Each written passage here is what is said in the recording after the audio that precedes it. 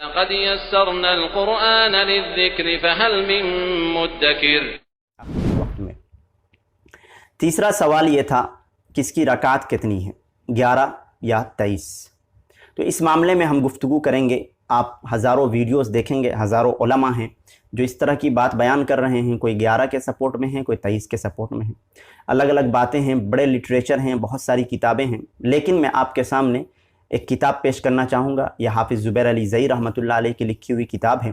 اس کا نام ہے نور المصابیح فی مسألۃ التراویح۔ یہ اردو میں ہے، آپ اس کا مطالعہ کر سکتے ہیں، آپ کے بہت سارے جو ڈاؤٹس ہیں وہ کلیئر ہوں گے، بہت سارے سوالات کا جواب اس کتاب کے اندر موجود ہے۔ میں اسی کتاب کو سامنے رکھ کے اسی کے انداز سے میں آپ کے سامنے باتیں رکھ رہا ہوں۔ آپ اس ویڈیو کو بھی دیکھ لیں گے تو اس کتاب کا سارا نچوڑ آپ کے سامنے آ جائے گا۔ آج کے اس ویڈیو میں ہم بات کر رہے ہیں تراویح کے رکعت کے متعلق، یعنی اس کی رکعت 11 ہوگی یا 23۔ تو یہ بات ذہن میں رکھیں کہ اللہ کے رسول صلی اللہ علیہ وسلم سے جو صحیح ثابت ہے، صحابہ کرام سے جو صحیح ثابت ہے، وہ 11 ہی رکعت ہیں، وہ 11 ہی رکعت ہے۔ 23 یا 20 وغیرہ کی جو روایتیں ہیں وہ اس قابل نہیں ہے کہ اس کو کسی عبادت کے عمل پر حجت بنایا جا سکے، یا اس روایت کو دلیل بنا کر کوئی عمل کیا جا سکے، یا اس کو سنت قرار دیا جا سکے۔ اس قابل روایتیں نہیں ہیں۔ روایتیں موجود ہیں، بہت ساری روایتیں موجود ہیں، لیکن جو صحیح طور پر روایت ثابت ہے، صحیح سند کے ساتھ، صحیح اثر ہے، صحیح حدیث ہے، حسن حدیث ہے، وہ ہے صرف اور صرف یہ اللہ کے رسول صلی اللہ علیہ وسلم کا عمل 11 رکعت۔ لہٰذا آئیے ہم آگے دیکھتے ہیں۔ پہلی حدیث دلیل نمبر 1 کے طور پہ میں آپ کے سامنے پیش کرتا ہوں۔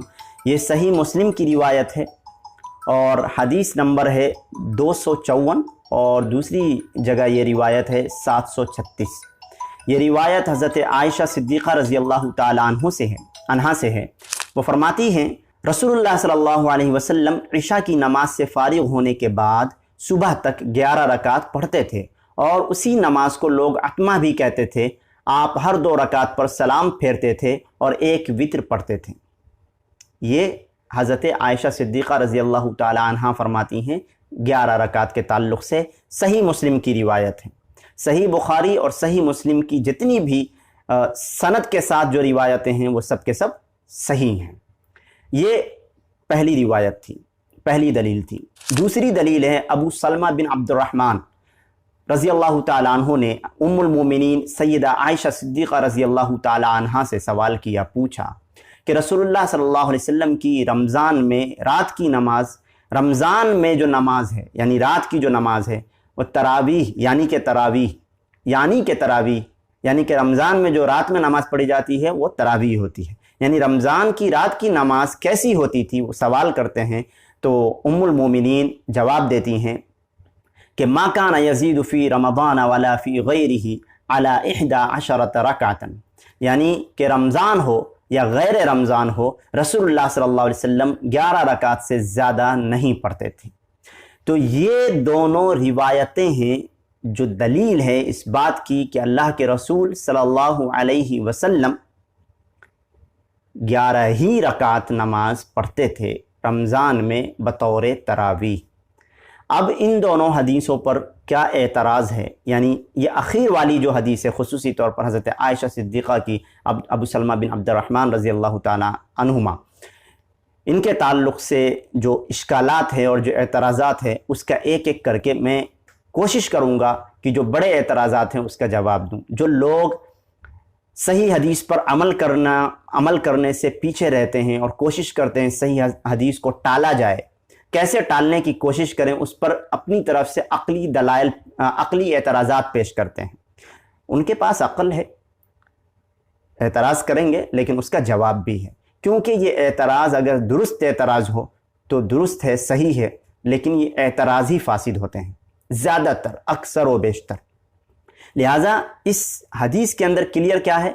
حضرت عائشہ کلیئر فرما رہی رضی اللہ تعالیٰ عنہ کہ رمضان ہو یا غیر رمضان ہو، رمضان ہو یا غیر رمضان ہو، رسول اللہ صلی اللہ علیہ وسلم 11 رکعت سے زیادہ رات میں نہیں پڑھتے تھے۔ لیکن پھر بھی اعتراض ہے، اتنا کلیئر ہے کہ رات کی جو نماز ہے وہ 11 ہی ہوتی تھی۔ لیکن آئیے اس کا جواب میں آپ کے سامنے پیش کرتا ہوں۔ سوال کیا ہے؟ پہلے سوال یہ ہے کہ یہ جو ہے یعنی اس حدیث کا جو تعلق ہے وہ تہجد کے ساتھ ہے، یعنی یہ جو حدیث ہے یہ تہجد کے تعلق سے ہے، یہ تراویح کے تعلق سے نہیں ہے۔ یہ پہلا اعتراض ہے۔ اب دیکھیے اس کے کئی سارے جوابات ہیں۔ پہلا جواب یہ ہے کہ تہجد ہو یا تراویح ہو یا قیام اللیل ہو یا قیام رمضان ہو، وتر ہو، ایک ہی نماز کے مختلف نام ہیں، الگ الگ نام سے اس کو پکارا جاتا ہے۔ یعنی کہ تہجد، تراویح، قیام اللیل، قیام رمضان اور وتر ایک ہی نماز ہے۔ اب یہاں پر اس سوال کا جواب آ گیا کہ میں نے جو کہا تھا یہ نماز جو ہے وہ رمضان میں بھی پڑھی جاتی ہے اور غیر رمضان میں بھی پڑھی جاتی ہے۔ جب رمضان میں پڑھتے ہیں تو اس کا نام دیتے ہیں کیا؟ تراویح، قیام اللیل، قیام رمضان۔ جب غیر رمضان میں ہم پڑھتے ہیں تو اس کو کہا جاتا ہے تہجد۔ یہ سوال کا جواب آ گیا۔ آگے دیکھیے اعتراض کے جوابات میں آپ کے سامنے پیش کرتا ہوں۔ پہلا اعتراض کا جواب یہ ہے کہ یہ جو کہا جاتا ہے کہ اس حدیث کا تعلق تہجد سے ہے، تو نبی صلی اللہ علیہ وسلم سے تہجد اور تراویح کا الگ الگ نماز پڑھنا قطعاً ثابت ہی نہیں ہے۔ کسی بھی صحیح حدیث میں ثابت نہیں ہے کہ اللہ کے رسول صلی اللہ علیہ وسلم نے تراویح کی الگ نماز پڑھی اور تہجد کی الگ نماز پڑھی۔ یہ دونوں نمازیں ایک ہی ہیں، یعنی ایک ہی نماز کے کئی نام ہیں۔ اب دوسری دلیل یہ ہے، دوسرا جواب یہ ہے کہ ائمہ محدثین جنہوں نے ان حدیثوں کو نقل کیا ہے اپنی کتابوں کے اندر، انہوں نے اس حدیث کو سیدہ عائشہ صدیقہ کی جو یہ اسپیسیفک حدیث ہے جو میں نے آپ کے سامنے بیان کیا کہ وہ فرماتی ہیں رمضان اور غیر رمضان دونوں میں اللہ کے رسول صلی اللہ علیہ وسلم کی نماز 11 رکعت ہی ہوتی تھی رات میں، اس حدیث کو تراویح کے چیپٹر میں داخل کیا ہے، یعنی ابواب قائم کیا ہے تراویح کا، اب پھر اس حدیث کو نقل کیا ہے۔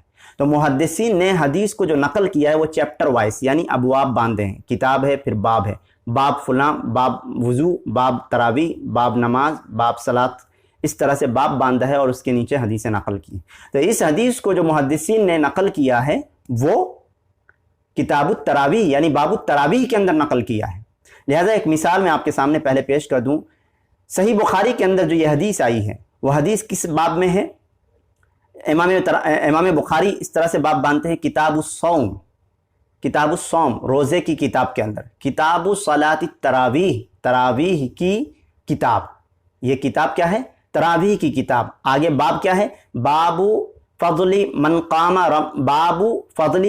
قام رمضان، فضیلت قیام رمضان، فضیلت قیام رمضان۔ دیکھیے کتاب الصوم کے اندر کتاب الصلاۃ التراویح یعنی تراویح کی نماز کی تراویح کی جو نماز ہے اس کی کتاب ہے، اس کا چیپٹر ہے۔ اب اس چیپٹر میں اس حدیث کو داخل کرنے کا مطلب کیا ہے؟ پھر امام بخاری کیا کہنا چاہ رہے ہیں؟ یہی تو ہے کہ یہ جو حدیث ہے یہ تراویح کے تعلق سے ہے۔ اب دوسری بات ہے کہ دوسری جگہ جو ہے وہ موطا محمد بن حسن الشیبانی، امام محمد رحمۃ اللہ علیہ یہ شاگرد ہیں امام ابو حنیفہ رحمۃ اللہ علیہ کے، ان کی ایک کتاب ہے موطا، اس کے اندر انہوں نے جو باب باندھا ہے وہ کیا ہے؟ باب قیام شہر رمضان وما فیہ من الفضل، یعنی کہ یہ باب ہے رمضان کے مہینے کے قیام کے تعلق سے، رمضان کے مہینے میں جو قیام ہے یعنی رات کی جو نماز ہے اس کے تعلق سے، وما فیہ من الفضل اور اس کے اندر جو فضائل ہیں اس کے تعلق سے۔ مولانا عبدالحی لکھنوی حنفی رحمۃ اللہ علیہ نے اس کے حاشیہ پر لکھا ہے، اس کا جو حاشیہ نقل کیا ہے اس میں لکھا ہے قولہ قیام شہر رمضان ویسمى التراویح، یعنی قیام رمضان اور تراویح ایک ہی چیز ہیں۔ اور اسی طرح سے امام بہقی رحمۃ اللہ علیہ کی جو کتاب ہے حدیث کی السنن الکبریٰ للبہقی، اس میں وہ فرماتے ہیں کہ باب ما روی فی عدد رکعات القیام فی شہر رمضان، یعنی کہ یہ باب ہے قیام رمضان کی رکعات کی تعداد میں جو روایتیں ہیں رمضان کے مہینے میں اس کے تعلق سے۔ تو یہ دو جواب جو ہے، دو دلیلیں میں نے پیش کی۔ انشاءاللہ تعالیٰ یہ ویڈیو 10 منٹ تقریباً ہو چکے ہیں۔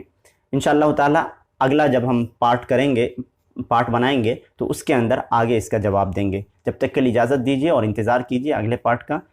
السلام علیکم ورحمۃ اللہ وبرکاتہ۔